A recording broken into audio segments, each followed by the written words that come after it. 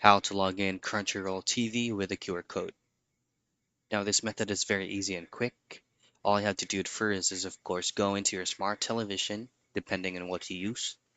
Now, pull up and access your Crunchyroll application via your smart TV, and you will automatically be redirected into the Crunchyroll dashboard.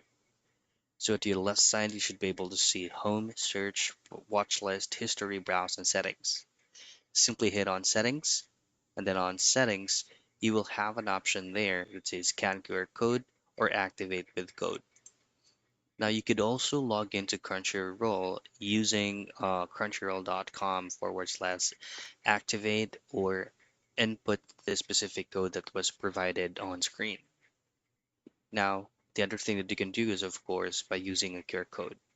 Select Scan with QR code and then scan the code using your smartphone's camera to log in automatically.